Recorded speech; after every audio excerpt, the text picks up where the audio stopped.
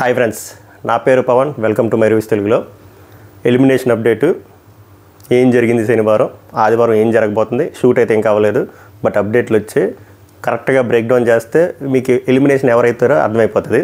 Very confidential info, ఎవరికి చెప్పకండి, పక్కలకు చూపించండి, అలా ఉంటుంది. మరి చాలా కాన్ఫిడెన్షియల్ ఇన్ఫో.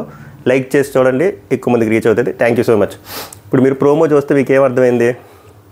అబ్బాయికి రెడ్ కార్డ్ చూపించారు గెట్అవుట్ అని చెప్పి. మనం ఎన్ని ప్రోమోలు చూడలేదు, అలాంటివి పంపించేస్తారా? పంపించరు. సో దాన్ని బట్టి ఏమర్థమైంది? అబ్బాయి ఎలిమినేట్ అవుతాడా? అవ్వడు. మహా అయితే అబ్బాయిని ఏం చేస్తారంటే సీక్రెట్ రూమ్లో పెడతారు తప్ప ఎలిమినేట్ చేయరు.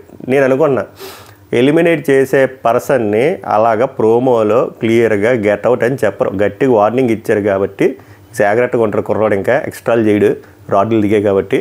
ప్రోమోలో మించి ఇంకా రాడ్లు దిగితే చెప్తే మీకు పోతుందా కిక్. సో అబ్బాయిని అయితే నేను చేయరు అనుకుంటున్నాను. అలాగే పృథ్వీని కూడా చేయరు అనుకుంటున్నాను. యాక్చువల్గా ఏం జరిగింది, నిఖిల్కి కూడా కొన్ని వీడియోలు చూపించి గట్టిగా పెట్టారంట. మనోడు సెట్ అయిపోతాడు, ఆల్రెడీ సెట్ అయిపోయాడు, ఇప్పుడు ఇంకా సెట్ అయిపోతాడు. హగ్లు ఇంకా క్యాన్సిల్ అమ్మా, హగ్ల మీద పడ్డాయంట భారీగా. సో ఇంకా నో మోర్ హగ్స్. కొంతమంది మరి హగ్స్ లేకపోతే బతకలేకపోతున్నారు, వాళ్ళ పరిస్థితి ఏంటో తెలియదు. ఎవరినో ఒక పర్సన్ అన్నారంట, నీకు గేమ్ ప్లే తక్కువ, హగ్గులు ఎక్కువ అని. ఎవరో కామెంట్ చేయండి అర్జెంటుగా. నేను చెప్పను, మళ్ళీ సెన్సిటివ్ ఫ్యాన్స్ హట్ అయిపోతున్నారు. అదొకటి అన్నారంట. ప్రేరణని, యష్మిని సూపర్గా అప్రిషియేట్ చేశారంట ఫర్ బ్యూటిఫుల్ గేమ్ ప్లే. మనకు తెలిసిందే కదా ఎలా ఆడారు, పిచ్చెక్కించారు. They need that appreciation. Very good. Nagamayya మాయ అంటే అంతే, వైజాగ్లో అలా అంటారు. ఇంకేం జరిగింది? ఇవి పృథ్వీకి రియలైజేషన్ వీడియోలు, క్లిప్పులు, హగ్గులు, నో హగ్స్, అబ్బాయికి రెడ్ కార్డు, బట్ ఆయన ఎలిమినేట్ అవ్వరు. ఇవే జరిగాయి. ఇప్పుడు బేసిక్గా హయ్యెస్ట్ ఓటింగ్ అఫీషియల్గా ఎవరికి ఎక్కువ వచ్చిందంటే తెలుసా? ఇది వ్యాలిడ్ ఇన్ఫో. విష్ణుప్రియ, మణికంఠ, ప్రేరణ, వీళ్ళు ముగ్గురికి హయ్యెస్ట్ టాప్ 3. సో వీళ్ళు ముగ్గురు సేవ్డ్, రాసి పెట్టుకోండి.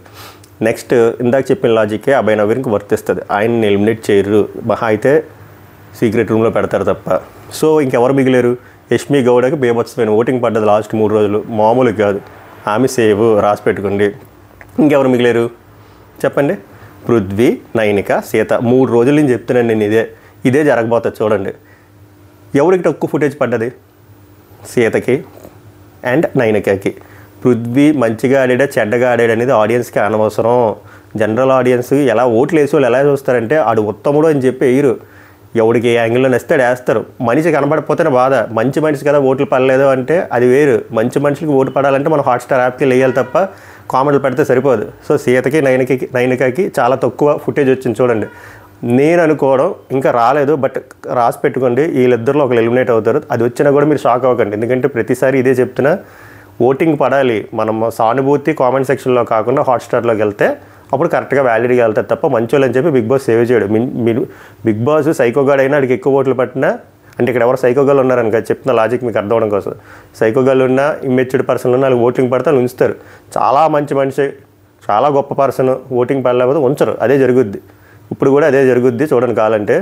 అభయ్ నవీన్ అయితే నాకు తెలిసినంత వరకు నా లాజికల్ థింకింగ్ ప్రకారం ఎలిమినేట్ అవ్వడు. పుల్టాలో ఈవెంట్ ఫిల్టర్లో చేస్తే మనం ఏం చేయలేం కానీ. సో గెట్ రెడీ, ఇంకో గంటలో అప్డేట్ కన్ఫామ్గా వస్తుంది, అప్పుడు చెప్తా. బట్ యాజ్ ఆఫ్ నో నాకు అనిపిస్తుంది కరెక్ట్గా బ్రేక్ డౌన్ చేస్తే నైనిక సీతలో ఎగిరిపోతారమ్మా. ఇదైతే ఫిక్స్. ఎవరైనా ఫ్యాన్స్ ఉంటే డిసప్పాయింట్ అవ్వకండి, బట్ ఇదే జరగబోతుంది. మళ్ళీ ఇంకో 1 అవర్లో మళ్ళీ వస్తా. లైక్ చేసి చూడండి. మళ్ళీ నెక్స్ట్ వీడియోలో కలుద్దాం. Until then bye by.